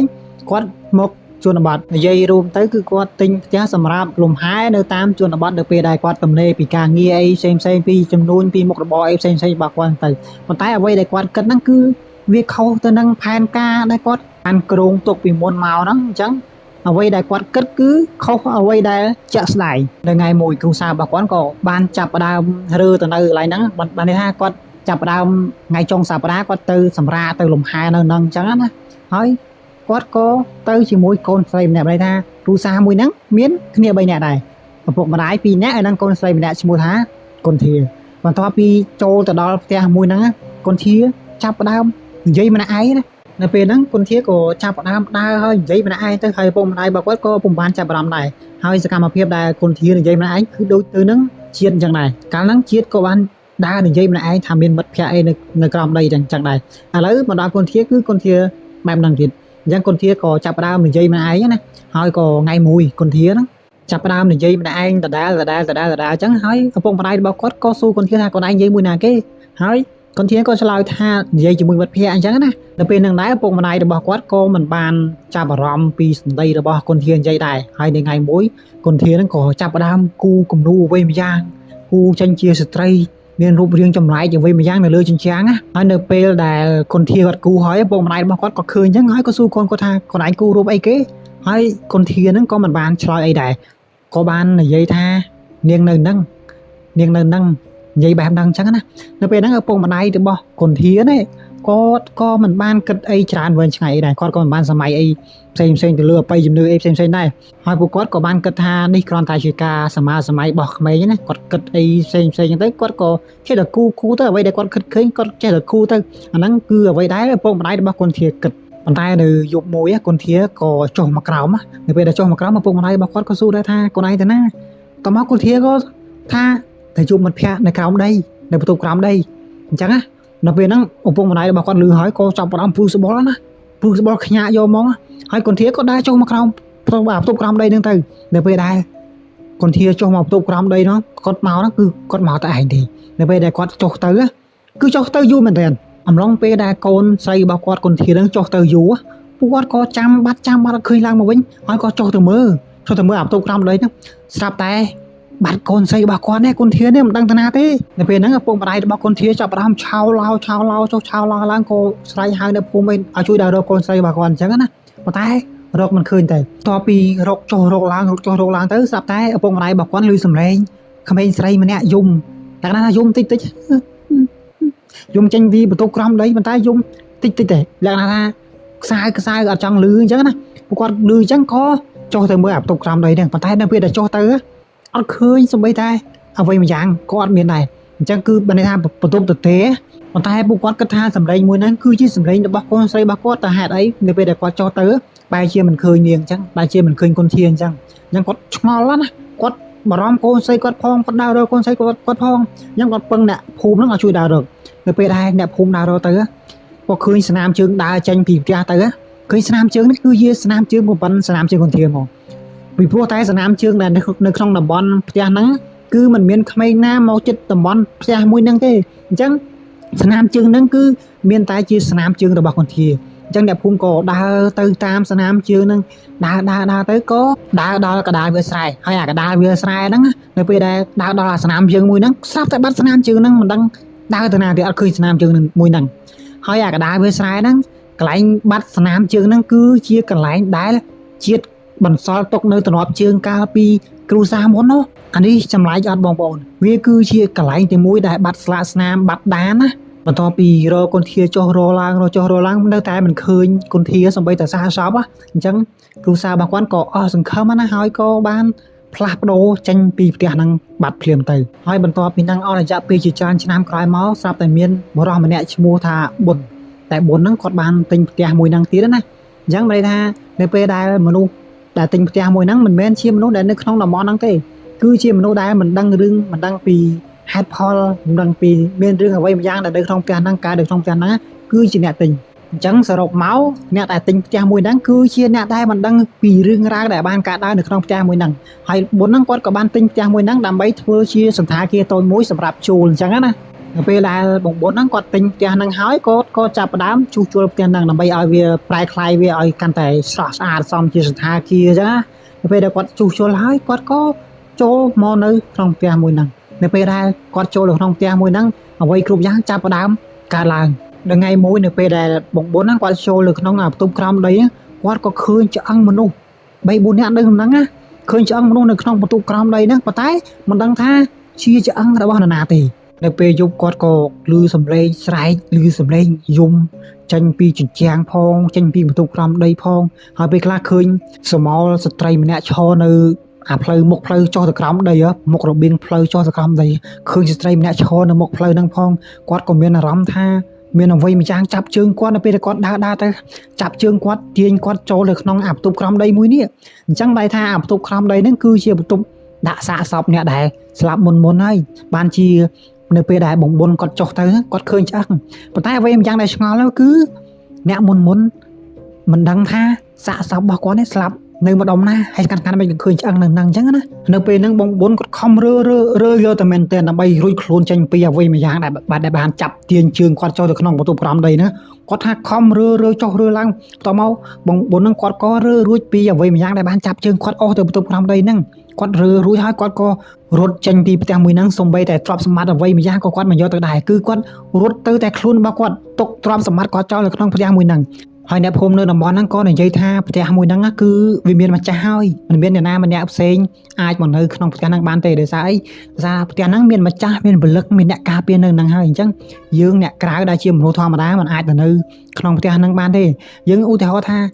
នៅសុកយើងទៅនៅផ្ទះជាមួយគេដោយមិនស្គាល់ថាអ្នកដែលយើងទៅនៅជាមួយហ្នឹងគឺជានរណានោះទេហើយអ្នកដែលយើងទៅនៅជាមួយហ្នឹងគេក៏មិនស្គាល់យើងអញ្ចឹងគេមិនដេញយើងចេញអញ្ចឹងនៅក្នុងផ្ទះមួយហ្នឹងក៏ដូចគ្នាដែរនៅពេលដែលយើងចូលទៅនៅក្នុងផ្ទះមួយហ្នឹងវិញ្ញាណទាំងឡាយដែលនៅក្នុងផ្ទះមួយហ្នឹងគេមិនព្យាយាមដេញគេមិនព្យាយាមតាមធ្វើបាបយើងតាមសម្លាប់យើងឲ្យយើងចេញពីផ្ទះកន្លែងហ្នឹងឲ្យយើងចេញពីផ្ទះរបស់គេមែនអត់បើយើងនិយាយមួយទៀតទៅផ្ទះមួយហ្នឹងគឺដូចជារងចាំអ្នកទិញថ្មីអ្នកទិញចំណូលថ្មីអ្នកចំណូលថ្មីមកនៅក្នុងផ្ទះមួយហ្នឹងដើម្បីបង្កើតរឿងរ៉ាវបំភ័យពួកគេហើយម្យ៉ាងទៀតដូចជាធ្វើឲ្យពួកគេហ្នឹងចូលតាក់ផ្ទះហ្នឹងមួយចឹងហើយរឿងរ៉ាវទាំងនេះគឺបានកើតឡើងតាំងពីជាង100ឆ្នាំមុនអញ្ចឹងខ្ញុំសូមបញ្ចប់រឿងជាង100ឆ្នាំមុនត្រឹមប៉ុណ្ណឹងហើយយើងមកស្ដាប់រឿងគ្រូសារបស់បងសល់វិញម្ដងនៅពេលដែលគ្រូសារបស់បងសល់គាត់បានចូលទៅដល់នៅក្នុងផ្ទះមួយហ្នឹងហើយគាត់ក៏ធ្វើការរស់នៅតាមធម្មតារៀបចំសម្ភារៈរៀបចំអីផ្សេងសម្អាតផ្ទះធ្វើឲ្យផ្ទះហ្នឹងស្អាតជាងមុនផ្សេងហើយគាត់ក៏រស់នៅក្នុងផ្ទះមួយហ្នឹងបានរយៈពេលប្រហែលជា 3-4 ខែនៅក្នុងហ្នឹងប៉ុន្តែបន្ទាប់ពី 3-4 ខែហ្នឹងរឿងរ៉ាវជាច្រើនចាប់ផ្ដើមកើតឡើងមកលើគ្រួសាររបស់គាត់តែនៅពេលដែលរស់នៅត្បូងហ្នឹងកុសលគាត់សប្បាយចិត្តណាបងសល់គាត់សប្បាយចិត្តក៏ពេលគាត់ចូលចិត្តអ្វីដែលអាចកំបាំងអ្វីដែលប្លែកអញ្ចឹងគាត់ចូលចិត្តប៉ុន្តែនៅយប់មួយចាលីហ្នឹងគាត់ចាប់ផ្ដើមឮសំឡេងខ្សឹបអ្វីមួយយ៉ាងចេញពីបន្ទប់ក្រោមដីនោះគាត់ឮសំឡេងខ្សឹបហើយគាត់ក៏ភ្ញាក់ឡើងនៅពេលដែលគាត់ភ្ញាក់ឡើងគាត់សម្លឹងមើលគាត់រមើលប៉ុន្តែគាត់មិនឃើញអ្វីសោះហើយចាលីហ្នឹងគាត់ក៏បានប្រាប់ប្តីរបស់គាត់ពុសីនេះគាត់ក៏បានប្រាប់ថាគាត់ឮសំឡេងអ្វីមួយយ៉ាងអញ្ចឹងណាប្រាប់ទៅកាន់ពុសីប៉ុន្តែពុសីគាត់ថាมันមានសំឡេងអ្វីទេប្រហែលជាសំឡេងខ្យល់បក់មកទេឯងចេះតែសម័យអីអញ្ចឹងណាគាត់ក៏និយាយទៅកាន់ប្រាប់ប្រពន្ធរបស់គាត់ថាអញ្ចឹងទៅពុសីគាត់នៅតែប្រកាន់ថាវាគ្រាន់តែជាសំឡេងខ្យល់គាត់ថាជាសំឡេងខ្យល់ណាទោះជាចាលីនឹងប្រាប់គាត់បែបម៉េចក៏ដោយបន្ទាប់ពីហ្នឹងប្រហែលសប្តាហ៍ក្រោយមកមានព្រឹត្តិការណ៍ចម្លែកកាន់តែកើតឡើងច្រើនឡើងដល់ថ្ងៃមួយបងសល់គាត់បានចុះទៅជាន់ក្រោមដីបន្ទប់ក្រោមដីហ្នឹងគាត់ចុះទៅគាត់ក៏បានរកឃើញសភៅអ្វីមួយយ៉ាងដែលនៅក្នុងបន្ទប់ក្រោមដីហ្នឹងហើយអក្សរដែលសរសេរនៅក្នុងសភៅមួយហ្នឹងគឺជាអក្សរប្រភេទអក្សរបែបបុរាណហើយជាអក្សរដែលសរសេរដោយដៃហើយសភៅហ្នឹងនិយាយអំពីតាសុកអ្នកទាំងអស់គ្នាចាំតាសុកបានតាសុកគឺជាអ្នកសាងសង់ផ្ទះហ្នឹងដំបូងគេគាត់គឺជាអ្នកឈូសឆាយភ្នោសាងសង់ផ្ទះដល់ពេលហ្នឹងបងសល់គាត់ឃើញអាសភៅបែបហ្នឹងគាត់រំភើបណាគាត់មានអារម្មណ៍រំភើបគាត់គាត់ត្រូវតែណាដោយសារតែបងសល់គាត់ចូលចិត្តអាប់របស់ចឹងរបស់ដែលអាចកំបាំងរឿងរ៉ាវដែលអាចកំបាំងចឹងប៉ុន្តែម្ដាយរបស់គាត់ជាលីនេះគាត់មានអារម្មណ៍ថាសភៅមួយហ្នឹងមិនគួរយើងប៉ះពាល់ទេព្រោះជាសភៅចម្លែកសភៅរបស់គេចឹងណាអាចជាសភៅរបស់នរណាមួយអញ្ចឹងចាលីគាត់មានអារម្មណ៍បែបហ្នឹងគាត់មិនចង់ឲ្យកូនរបស់គាត់បងសល់ទេប៉ះពាល់សភៅមួយហ្នឹងទេអានេះជាអារម្មណ៍របស់ចាលីគាត់មានអារម្មណ៍ទៅលើសភៅមួយហ្នឹងហើយទាំងអស់គ្នាទាំងអត់ពូសីគាត់គឺជាមនុស្សម្នាក់ដែលមិនជឿរឿងខ្មោចគាត់មិនខ្លាចខ្មោចនិយាយរួមទៅគាត់គឺជាមនុស្សដែលមិនចេះខ្លាចខ្មោចថ្ងៃមួយពូសីហ្នឹងគាត់ក៏បានដេកលក់គាត់គេលក់យំអញ្ចឹងណាហើយគាត់ក៏បានសុបិនអាក្រក់គាត់សុបិនឃើញស្ត្រីម្នាក់ថាស្ត្រីម្នាក់ហ្នឹងមករកគាត់ដោយសភាពដែលមករកគាត់ហ្នឹងគឺស្ត្រីហ្នឹងគឺមានសក់វែងភ្នែកពណ៌សដូចភ្នែកសណ្ដែកចឹងណាសូមឲ្យគាត់ហ្នឹងដោះលែងនាងអញ្ចឹងណាសូមពូសុកហ្នឹងឲ្យជួយឲ្យដោះលែងផងហើយនៅពេលហ្នឹងពូសុកគាត់ក៏បានភ្ញាក់ឡើងហើយនៅពេលហ្នឹងគាត់ភ័យយកតែមែនទេពូសុកគាត់ភ័យណាទាំងតែគាត់ជាមនុស្សដែលមិនចេះខ្លាចខ្មោចនៅពេលដែលគាត់ឃើញយូសបហ្នឹងហើយយូសបសបិនអាក្រក់ហ្នឹងហើយគាត់ក៏ភ្ញាក់ឡើងនៅពេលគាត់ភ្ញាក់ឡើងគាត់សូម្បីតែអាវគាត់ណាជោកបែកញើសស្រៈពេញខ្លួនណាប៉ុន្តែគាត់មិនបានប្រាប់ចាលីដែលជាប្រពន្ធរបស់គាត់នោះទេគាត់ខ្លាចចាលីនេះគាត់ភ័យនៅពេលដែលប្រាប់ទៅគាត់ភ័យគាត់ខ្លាចអញ្ចឹងគាត់លាក់អារឿងមួយហ្នឹងទុកនៅក្នុងចិត្តខ្លួនឯងសិនហើយបន្ទាប់ពីហ្នឹងរឿងរ៉ាវអាក្រក់ចាប់ផ្ដើមកើតឡើងដោយទ្វារនៅអាផ្ទះមួយហ្នឹងទ្វារហ្នឹងចាប់ផ្ដើមបើកខ្លួនឯងស្ងាត់វាបើកខ្លួនឯងហើយអាកញ្ចក់ដែលពយូរនៅជុំវិញផ្ទះហ្នឹងចាប់ផ្ដើមបែកទៅមិនដឹងមូលហេតុស្ងាត់បែកប្រាវយកតែម្ដងដល់យប់មួយបងសល់ហ្នឹងគាត់ក៏បានចុះទៅអាផ្ទះក្រោមដីគាត់ស្វែងរកតម្រុយរបស់គាត់មិនណាបើពីព្រោះបងសល់គាត់ចូលចិត្តរបស់ដែលរឿងដែលអាចកំបាំងប្លែកអញ្ចឹងនៅពេលដែលគាត់ចុះទៅដល់អាផ្ទះក្រោមដីហ្នឹងគាត់ក៏មានអារម្មណ៍ថាមានអ្វីមួយយ៉ាងកំពុងតែចាប់ជើងគាត់ក៏ស្រែកទៅហូរយំពេញហ្នឹងណាហើយស្រែកចុះស្រែកឡើងគាត់ក៏រួចខ្លួនមករួចឡើងមកលើវិញហើយប្រាប់ឪពុកម្ដាយរបស់គាត់ថាមានស្ត្រីម្នាក់នៅក្នុងអាបន្ទប់ក្រោមនេះមាននារីម្នាក់និយាយរួមទៅស្ត្រីម្នាក់នៅក្នុងអាបន្ទប់ក្រោមដីហ្នឹង ដោយមានរឿងរ៉ាវជាច្រើនកើតឡើងច្រើនពេកអញ្ចឹងទៅចាលីហ្នឹងគាត់ក៏ទ្រាំមិនបានដល់ពេលទ្រាំមិនបានគាត់ក៏ចាប់ផ្ដើមស៊ើបដំណឹងគាត់ចាប់ផ្ដើមស៊ូរឿងរ៉ាវពីអ្នកភូមិដែលរស់នៅក្នុងតំបន់ហ្នឹងថ្ងៃមួយគាត់ក៏បានជួបលោកយាយម្នាក់ឈ្មោះថាយីភីហើយយីភីហ្នឹងគាត់គឺជាអ្នកភូមិដែលរស់នៅតំបន់ហ្នឹងតាំងពីក្មេងមកយីភីគាត់និយាយថាអាផ្ទះហ្នឹងគ្របដណ្ដប់ដោយវិញ្ញាណអាក្រក់គ្របដណ្ដប់ដោយវិញ្ញាណខ្មោចអមនុស្សគេផ្សេងៗនៅតំបន់ហ្នឹងហើយតាំងពីដើមមកពុំមាននរណាម្នាក់អាចរស់នៅក្នុងអាតំបន់ហ្នឹងបានទេហើយយីភីគាត់ដឹងរឿងរ៉ាវថាហេតុការថាហេតុអីបានជាអាផ្ទះមួយហ្នឹងមិនអាចមានអ្នករស់នៅបានអញ្ចឹងយីភីគាត់ក៏រៀបរាប់រឿងរ៉ាវដែលបានកើតឡើងតាំងពីចាប់ផ្ដើមមកដល់ឥឡូវហ្នឹងគាត់រៀបរាប់រឿងរ៉ាវទាំងអស់ហ្នឹងប្រាប់ជាលីសំបីតែមួយរឿងក៏គ្មានសោះដែរតែរឿងដែលបានកើតឡើងតាំងពីដើមមកដល់ឥឡូវហ្នឹងហើយគាត់ក៏និយាយថាបើសិនជាចង់រស់នៅក្នុងផ្ទះមួយហ្នឹងបានលុះត្រាតែបំផ្លាញឬក៏បណ្ដេញអាវិញ្ញាណអាក្រក់ដែលនៅក្នុងតំបន់ហ្នឹងក្នុងផ្ទះមួយហ្នឹងអស់ទើបអាចរស់នៅបានទាំងអស់គ្នាទាំងអត់ដល់ពេលដែលយាយភីគាត់រៀបរាប់រឿងរ៉ាវក៏ដូចជានិយាយរឿងរ៉ាវប្រាប់ជាលីណាគឺទឹករបស់គាត់ភ័យយកទៅមែនទេគាត់ភ័យគាត់និយាយផ្ដាល់គាត់សម្លឹងទៅកាន់ផ្ទះហ្នឹងផ្ដាល់ទឹកមុខរបស់គាត់លក្ខណៈថាសភាពមនុស្សខ្លាចនៅពេលហ្នឹងគ្រួសាររបស់ពូស្រីហ្នឹងបានដឹងថាពួកគាត់ហ្នឹងកំពុងតែប្រឈមមុខនឹងអ្វីម្យ៉ាងដែលយើងមិនអាចប្រឆាំងបានណានិយាយរួមទៅប្រឈមមុខនឹងជាមួយនឹងពួកមនុស្សជាមួយនឹងខ្មោចអញ្ចឹងគឺគាត់មិនអាចប្រឆាំងបានដែរប៉ុន្តែគាត់នៅតែស្វែងរកការពិតស្វែងរកដំណោះស្រាយដើម្បីឲ្យរួចផុតពីអំណាចអាក្រក់មួយហ្នឹងហើយបន្ទាប់ពីហ្នឹងគ្រួសាររបស់ពួកគាត់ទាំង3នាក់ហ្នឹងក៏បានប្រឈមមុខនឹងអំណាចក៏ដូចជាពលឹងក៏ដូចជាវិញ្ញាណទាំងអស់ហ្នឹងទៅដោយសារអីដោយសារតែពួកគាត់ហ្នឹងមានអារម្មណ៍ថាมันអាចចេញពីអាផ្ទះហ្នឹងបានណាដូចថាអាផ្ទះមួយហ្នឹងកំពុងតែចាប់ពួកគាត់ជាប់នៅហ្នឹងហើយចលីក៏ដូចជាកុសលហ្នឹងកំពុងតែអានអាសភៅមួយហ្នឹងក៏រកឃើញថាវិញ្ញាណអាក្រក់ដែលបន្លាចគាត់ដែលធ្វើឲ្យគាត់ឃើញដែលខ្សឹបអីផ្សេងហ្នឹងណាគឺជាវិញ្ញាណរបស់ចៃសៀមតែចៃសៀមហ្នឹងគាត់គឺជាប្រពន្ធរបស់ចៃសុកតាំងពី100ជាងឆ្នាំមុននោះនៅក្នុងសៀវភៅហ្នឹងបានសរសេរថាចៃសៀមហ្នឹងត្រូវបានសម្លាប់ដោយវិញ្ញាណក៏ដូចជាវិញ្ញាណខ្មោចដែលតាសុកគាត់ឈូសចេញឈូសឆាយធ្វើផ្ទះហ្នឹងគឺចៃសៀមត្រូវបានសម្លាប់ដោយវិញ្ញាណទាំងអស់ហ្នឹងហើយវិញ្ញាណដែលកាចដែលធ្វើឲ្យគេខ្លាចដែលបន្លាចគេចង់សម្លាប់គេហ្នឹងគឺវិញ្ញាណចៃសៀមហើយវិញ្ញាណចៃសៀមហ្នឹងគឺមិនមែនគាត់ធ្វើខ្លួនឯងនោះទេគឺត្រូវបានវិញ្ញាណដែលជាម្ចាស់ភ្នោហ្នឹងណាគ្រប់គ្រងគាត់ធ្វើបាបគាត់អញ្ចឹងគាត់ត្រូវតែធ្វើអញ្ចឹងវិញ្ញាណចៃសៀមហ្នឹងត្រូវការ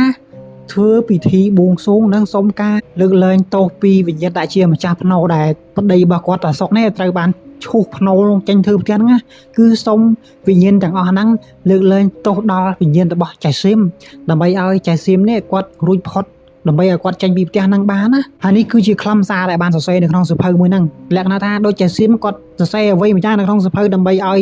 បងសល់ហ្នឹងចៃលីណាគាត់ឃើញហើយធ្វើពិធីអីផ្សេងដើម្បីជួយគាត់ណាហើយនៅពេលដែលគ្រូសារបស់ពួកគាត់ទាំង3ហ្នឹងឃើញបែបហ្នឹងហើយក៏សម្រេចចិត្តធ្វើពិធីបួងសួងអញ្ចឹងទៅពួកគាត់ក៏អញ្ជើញលោកគ្រូម្នាក់ឈ្មោះថាគ្រូសុកដើម្បីធ្វើពិធីមួយហ្នឹងហើយនៅក្នុងពិធីហ្នឹងក៏មានលោកយាយភីគាត់ចូលរួមដោយគាត់បាននាំយកមកនៅវត្ថុបុរាណសក្ការៈបែបបុរាណណាដើម្បីធ្វើពិធីនៅក្នុងផ្ទះហ្នឹងប៉ុន្តែអំណាចអាក្រក់ឬក៏វិញ្ញាណអាក្រក់ដែលនៅក្នុងផ្ទះមួយហ្នឹងគឺវាអត់ពេញចិត្តណានៅពេលដែលយើងធ្វើពិធីហ្នឹងនៅពេលដែលលោកគ្រូសុកគាត់ធ្វើពិធីហ្នឹងហើយនៅក្នុងកំឡុងពេលដែលធ្វើពិធីហ្នឹងស្រាប់តែមានសំឡេងគោះទ្វារគោះអញ្ចាំងឬទូទាំងពេញហ្នឹងបានន័យថាស្ងាត់ស្រាប់តែឮសំឡេងគោះទ្វារគោះអញ្ចាំងចេញពីគ្រប់ទិសទីនៅក្នុងផ្ទះមួយហ្នឹងប៉ុន្តែសំឡេងដែលគោះទ្វារសំឡេងអីផ្សេងហ្នឹងតែឮហ្នឹងគឺមិនមែនជាសំឡេងដែលមនុស្សគោះទេពីព្រោះតែមនុស្សដែលមកចូលរួមនៅក្នុងកម្មវិធីមួយហ្នឹងគឺបានចូលទៅក្នុងផ្ទះទាំងអស់គ្នាអញ្ចឹងសំឡេងដែលគោះសំឡេងអីផ្សេងហ្នឹងគឺជាសំឡេងវិញ្ញាណខ្មោចគឺជាសំឡេងវិញ្ញាណដែលនៅក្នុងអាផ្ទះមួយហ្នឹងហើយរឿងចម្លែកដែលបានកើតឡើងគឺស្រាប់តែសុកមានខ្យល់បក់ចូលមកពេញហ្នឹងប៉ុន្តែទាំងដែលទ្វារនេះមិនបានបើកហើយអាផ្ទះមួយហ្នឹងគឺវាមិនមានបង្អួចទេប៉ុន្តែស្ងាត់ស្រាប់តែមានខ្យល់នៅក្នុងផ្ទះអញ្ចឹងបានន័យថាវាគឺជារឿងចម្លែកតែមែនអត់ដោយបង្អួចក៏គ្មានទ្វារក៏មិនបានបើកហើយហេតុអីមានខ្យល់មកពីណាហើយនៅក្នុងកំឡុងពេលហ្នឹងលោកគ្រូសុកហ្នឹងគាត់ក៏មិនបានខ្វល់ខ្វាយរឿងអីដែរគាត់ក៏ចេះតែចាប់ផ្ដើមបិទភ្នែកធ្វើពិធីរបស់គាត់ណាគាត់ចាប់ផ្ដើមសូត្រអ្វីមួយយ៉ាងចេញពីមាត់គាត់ទៅហើយបន្តិចក្រោយមកស្រាប់តែលឺសំឡេងអ្វីមួយយ៉ាងតែស្រែកចេញពីបន្ទប់ក្រោមដីមក តែសំឡេងមួយហ្នឹងស្រែកខ្លាំងយកទៅមែនតើហើយនៅពេលហ្នឹងពូស័យគាត់ក្លាហានគាត់យ៉ាងណាគាត់ទ្រាំមិនបានគាត់ក៏សម្រេចចុះទៅបន្ទប់ក្រោមដីហ្នឹងដើម្បីប្រឈមមុខជាមួយអាសំឡេងហ្នឹងណានៅពេលដែលគាត់ចុះទៅគាត់ក៏ឃើញសមោលអ្វីមួយយ៉ាងដែលសមោលមួយហ្នឹងគឺជាសមោលព្រលឹងរបស់ចៅសៀមដែលជាប្រពន្ធរបស់ពូសុករបស់តាសុកគាត់ឈរនៅជ្រុងបន្ទប់មួយហើយមើលទៅវិញ្ញាណរបស់ចៅសៀមណាមើលទៅគួរឲ្យខ្លាចប៉ុន្តែម្យ៉ាងទៀតក៏គួរអាណិតដែរហើយនៅពេលហ្នឹងចៅសៀមហ្នឹងក៏និយាយថាខ្ញុំជាប់នៅទីនេះដោយសារតែអំពើប្តីរបស់ខ្ញុំសុំទោសពួកគាត់ហើយខ្ញុំនឹងរួចផុតហើយពួកគាត់ដែលគាត់សំដៅលើហ្នឹងគឺសំដៅទៅលើវិញ្ញាណខ្មោចដែលប្តីរបស់គាត់ឈូសឆាយភ្នោហ្នឹងឯងហើយនៅពេលហ្នឹងពូស្រីគាត់ភ័យមែនទែននៅពេលដែលគាត់ភ័យគាត់ក៏មានអារម្មណ៍ថាអាណិតចៅសៀមដែរដោយសារតែចៅសៀមហ្នឹងត្រូវបានវិញ្ញាណផ្សេងហ្នឹងធ្វើបាបគាត់ឃុំឃាំងគាត់នៅតំបន់ហ្នឹងនៅក្នុងបន្ទប់ក្រោមដីមួយហ្នឹងប៉ុន្តែទោះជាខ្លាចយ៉ាងណាក៏ដោយពូស្រីគាត់នៅតែសន្យាថានឹងជួយចៅសៀមនឹងឲ្យបានឲ្យរួចផុតពីវិញ្ញាណទាំងអស់ហ្នឹងហើយបន្ទាប់ពីហ្នឹងមកពូស្រីក៏គាត់ឡើងមកលើវិញមកហើយពិធីក៏បន្តធ្វើធម្មតាចំណែកឯលោកគ្រូម្នាក់ហ្នឹងគាត់ក៏ធ្វើពិធីសូមទោសទៅកាន់គ្រូសាជំនួសគ្រូសារបស់តាសុកចឹងណាគាត់ធ្វើពិធីសូមទោសជំនួសគ្រូសារបស់តាសុកដោយសារតែតាសុកហ្នឹងគាត់ទៅធ្វើការឈូសឆាយភ្នោរបស់គេរួចក៏សា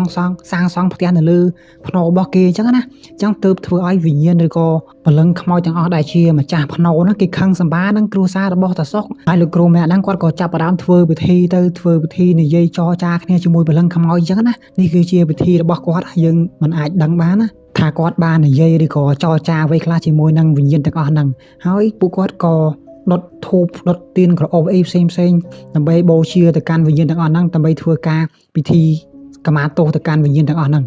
បន្តិចក្រោយមកបន្ទាប់ពីធ្វើពិធីហ្នឹងហើយស្រាប់តែមេឃក៏ចាប់ផ្ដើមរាំងភ្លៀងក៏ចាប់ផ្ដើមរាំងខ្យល់ក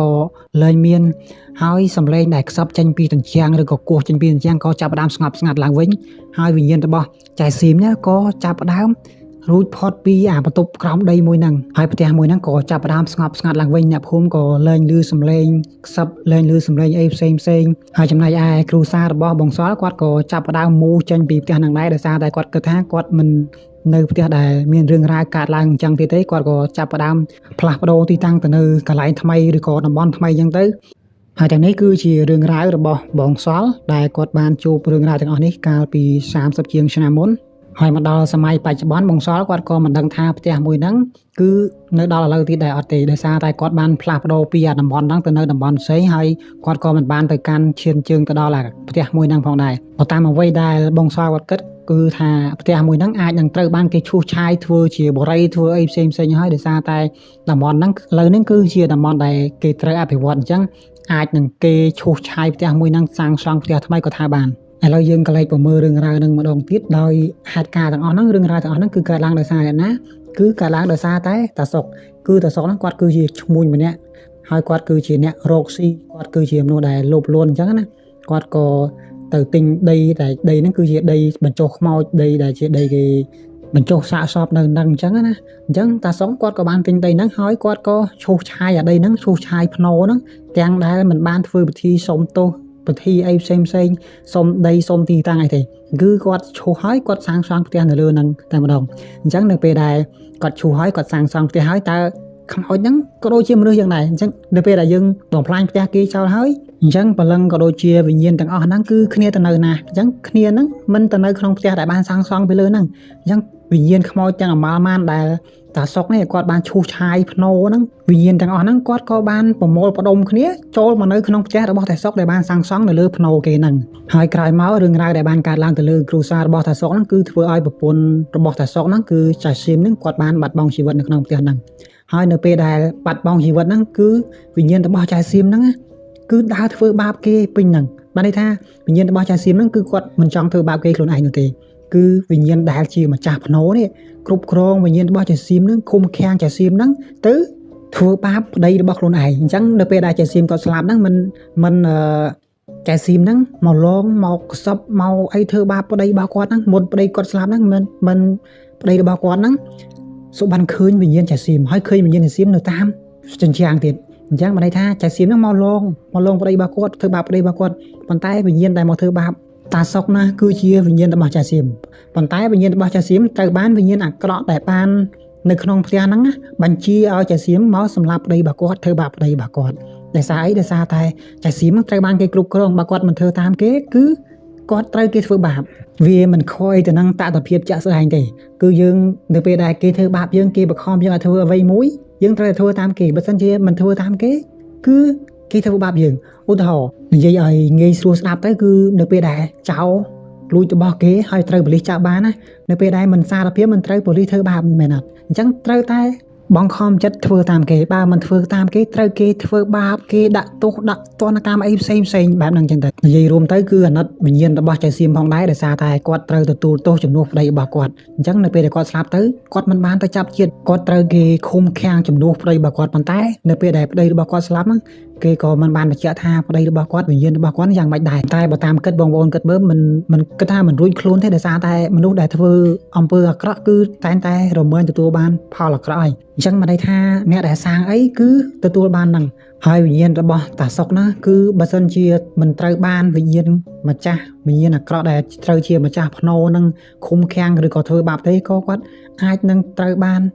ឋាននរកគេធ្វើបាបដែរគាត់ចុះនរក18ជាន់អីក៏ថាបានដែរដោយសារតែគាត់ឈូសឆាយកន្លែងគេគាត់បំផ្លាញកន្លែងគេនេះក៏ជាកម្មមួយសម្រាប់គាត់ដែរហើយក្រោយមកទៀតក៏មានគ្រូសាដែលបានមករស់នៅក្នុងផ្ទះមួយហ្នឹងហើយគ្រូសាដែលបានមករស់នៅហ្នឹងគឺជាអ្នកចំណូលថ្មីបានន័យថាគាត់ពុំបានដឹងពីព័ត៌មានថាផ្ទះហ្នឹងបានកើតអីឡើងខ្លះទេនៅក្នុងផ្ទះមួយហ្នឹងអញ្ចឹងគាត់ក៏បានទិញផ្ទះពីគេតគ្នាមកក៏រស់នៅក្នុងផ្ទះមួយហ្នឹងគាត់ក៏ត្រូវបានខ្មោចនៅក្នុងហ្នឹងវិញ្ញាណរបស់ចៅសៀមហ្នឹងលងធ្វើបាបរហូតដល់កូនរបស់ពួកគាត់ហ្នឹងបាត់បង់ជីវិតផងដែរប៉ុន្តែបញ្ជាក់ផងដែរថាវិញ្ញាណដែលធ្វើបាបឬក៏លងនៅក្នុងហ្នឹងគឺជាវិញ្ញាណរបស់ចៅសៀមពិតមែនប៉ុន្តែវាមិនមែនជាទង្វើឬក៏ចិត្តរបស់ចៅសៀមចង់ធ្វើខ្លួនឯងនោះទេគឺអ្វីដែលនៅពីក្រោយគាត់វិញ្ញាណអាក្រក់ដែលនៅពីក្រោយគាត់នេះវាជាគាត់ធ្វ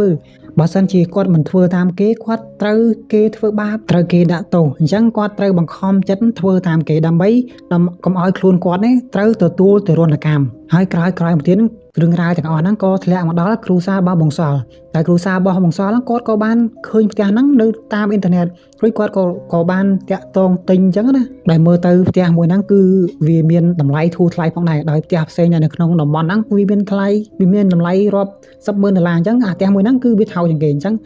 គឺជាឱកាសរបស់គាត់ដែរដោយសារតែគ្រូសារបស់គាត់ទីមួយគាត់ជាពាក់គេផងរមសូវបានផងត្រូវក្រុមហ៊ុនប្រឈប់ពីការងារផងអញ្ចឹងគាត់ក៏សម្រេចចិត្តទិញផ្ទះមួយហ្នឹងដែលមានតម្លៃធូរថ្លៃហើយនៅពេលដែលពួកគាត់រើសម្ភារៈគ្រប់យ៉ាងមកនៅក្នុងផ្ទះមួយហ្នឹងហើយរឿងរ៉ាវជាច្រើនដែលនឹកស្មានមិនដល់នៅក្នុងផ្ទះមួយហ្នឹងក៏បានកើតឡើងចំពោះគ្រូសារបស់គាត់ហើយបន្ទាប់ពីហ្នឹងអញ្ចឹងទៅគ្រូសារបស់គាត់ក៏ដឹងរឿងរ៉ាវអីផ្សេងក៏ឃើញសិភៅនៅក្នុងបន្ទប់ក្រោមអញ្ចឹងទៅដែលសិភៅអាចបន្សល់មកពីវិញ្ញាណរបស់ចៅសៀមអញ្ចឹងថាគាត់ចង់ឲ្យគេជួយអញ្ចឹងណាដោយសិភៅមួយហ្នឹងគឺបងសល់គាត់ជាអ្នករកឃើញហើយគាត់យកមកអានជាមួយនឹងម្ដាយរបស់គាត់អញ្ចឹងគាត់ក៏ឃើញពាក្យពេចន៍ដែលសរសេរនៅក្នុងហ្នឹងដើម្បីឲ្យជួយវិញ្ញាណនៅក្នុងហ្នឹងប៉ុន្តែពាក្យពេចន៍ដែលសរសេរហ្នឹងគឺជាពាក្យពេចន៍តាមគិតគឺជាពាក្យពេចន៍របស់វិញ្ញាណចៅសៀមទេចៅសៀមចង់ឲ្យអ្នកដែលនៅក្នុងហ្នឹងឃើញសិភៅមួយហ្នឹងហើយធ្វើពិធីអីផ្សេងដើម្បីខមាទោសដល់វិញ្ញាណដែលជាម្ចាស់ភ្នោដែលជាប្តីរបស់ចៅសៀមតាសុកនេះបានឈូសឆាយភ្នោរបស់គេធ្វើឲ្យគេខឹងហ្នឹងអញ្ចឹងគាត់ចង់ឲ្យបងសល់គ្រូសារបស់បងសល់ហ្នឹងធ្វើពិធីសុំខមាទោសដល់វិញ្ញាណទាំងអស់ហ្នឹងដើម្បីឲ្យគាត់ហ្នឹងរួចផុតពីអាផ្ទះមួយហ្នឹងពីកន្លែងឃុំឃាំងអាបន្ទប់ក្រោមដីមួយហ្នឹងហើយក្រោយមកគ្រូសារបស់បងសល់ហ្នឹងគាត់ក៏បានទៅអញ្ជើញគ្រូម្នាក់ឈ្មោះគ្រូសុកហ្នឹងក៏ធ្វើពិធីអីផ្សេងធ្វើពិធីសុំខមាទោសដល់វិញ្ញាណទាំងអស់ហ្នឹងដើម្បីឲ្យវិញ្ញាណរបស់ចៅសៀមរួចផុតពីកន្លែងឃុំឃាំងហ្នឹងហើយបានបង្ក្រាបក៏ដូចជាធ្វើពិធីខមាទោសទៅធ្វើឲ្យវិញ្ញាណដែលជាម្ចាស់ភ្នោវិញ្ញាណដែលនៅក្នុងផ្ទះមួយហ្នឹងលែងក៏ដូចជាឈប់រំខានទៅដល់អ្នកភូមិដែលរស់នៅក្នុងតំបន់ហ្នឹងហើយផ្ទះមួយហ្នឹងក៏ចាប់ផ្ដើមស្ងប់ស្ងាត់ទៅហើយបន្ទាប់ពីផ្ទះមួយហ្នឹងចាប់ផ្ដើមស្ងប់ស្ងាត់ទៅក៏គ្រួសាររបស់បងសល់ហ្នឹងក៏មូចេញពីអាតំបន់ហ្នឹងទៅរស់នៅទីតាំងផ្សេងអញ្ចឹងទៅដោយសារតែពួកគាត់គិតថាពួកគាត់មិនអាចនឹងបន្តរស់នៅក្នុងអាប្រទេសដែលមានរឿងរ៉ាវចម្លែកហេតុការណ៍អីផ្សេងកើតឡើងនៅក្នុងហ្នឹងទេហើយរឿងរ៉ាវទាំងអស់ហ្នឹងគឺជាការលោភលន់របស់តាសុកនោះគាត់ចង់បានគាត់លោភលន់ជ្រុលគឺថាតាសុកហ្នឹងគាត់ស្ទើរតែខ្លាយទៅជាសថីហ្នឹងគាត់មានណាអញ្ចឹងគាត់នៅតែលោភលន់ឡើងនៅទីបំផុតអ្វីដែលគាត់ទទួលបានគឺបែបហ្នឹងហើយរឿងរ៉ាវនេះក៏មិនបន្ទោសទៅនឹងវិញ្ញាណរបស់ចៅសៀមទេដោយសារតែចៅសៀមហ្នឹងគាត់ទទួលកម្មជំនួសប្តីរបស់គាត់អញ្ចឹងទើបចៅសៀមហ្នឹងគាត់ធ្វើរឿងគ្រប់យ៉ាងដែលបានកើតឡើងតាំងពីដើមមកហ្នឹង តែវិញ្ញាណដែលបង្ហាញខ្លួនសម្លេងដែលបង្ហាញឲ្យគេឮរូបភាពដែលនៅលើជញ្ជាំងហ្នឹងគឺជាវិញ្ញាណរបស់ចៅសៀមបង្ហាញទាំងអស់ដោយសារតែចៅសៀមហ្នឹងគាត់ធ្វើតាមគេគាត់បន្លាចគេហើយទាំងអស់ហ្នឹងយើងគូតែមិនបន្ទោសចៅសៀមទេណាអ្វីដែលគូបន្ទោសគឺបន្ទោសប្រប្តីរបស់គាត់តាសុកគាត់លោភលន់ពេកគាត់ឈូសឆាយកន្លែងគេនេះអ្វីដែលយើងត្រូវបន្ទោសនោះហើយរឿងរ៉ាវទាំងអស់ហ្នឹងគឺមានប៉ុណ្ណឹងហើយសូមអរគុណអ្នកទាំងអស់គ្នាដែលបានតាមដានស្ដាប់ពីដើមរហូតដល់ចប់ហើយមកដល់ចំណុចនេះដែរសូមអរគុណដែលចំណាយពេលវេលាយ៉ាងមានតម្លៃមកតាមដានស្ដាប់តាំងពីដើមរហូតដល់ចប់ហើយមុននឹងបញ្ចប់សូមកុំភ្លេចចុច like ចុច subscribe ដាក់មេដៃមេជើងឲ្យម្នាក់មួយផងសូមអរគុណជួបគ្នានៅវីដេអូក្រោយទៀតបាយបាយសនិកជននិងពួកម៉ាក់យើងទាំងអស់គ្នាដែលបានមើលវីដេអូរបស់យើងថ្ងៃនេះសូមកុំភ្លេច subscribe មិនជាពាក្យខ្មែរទេបាទពាក្យ subscribe ជាពាក្យខ្មែរយើងប្រកបជាភាសាខ្មែរសស្អបសជង្ខជង្រោស្រអាយណោះស្ញប់សញ្ញា subscribe បាទពាក្យប៉ូឡេ subscribe នេះ subscribe ពាក្យប៉ូឡេណាពាក្យអង់គ្លេសចឹង subscribe ហ្នឹងហើយអត់ទេពាក្យខ្មែរពាក្យអង់គ្លេសហ្នឹងមកពីប៉ូឡេ subscribe អូខេអង់គ្លេស subscribe please subscribe ដល់វីដេអូរបស់យើងហ្នឹងភាសាប៉ូឡេទេប៉ុន្តែបើសិនជាយើងបកប្រែពាក្យហ្នឹងទៅភាសាខ្មែរវិញគឺបកប្រែយ៉ាងម៉េចហ្នឹងហើយមានថាយើងជាប់យើងជាប់យើងចិត្តយើងចង់ទទួលថែមទៀតយើងចង់ទទួលយើងរកសារតាខែមានថាហ្នឹងហើយមានថាយើងគឺជាសមាជិកក្រុមមិត្តម្យ៉ាងមែនយើងខ្លាយទៅជាសមាជិកនៃក្រុមមិត្តអញ្ចឹងសូមកុំភ្លេចភ្ជាប់នឹងវីដេអូរបស់យើងអរគុណ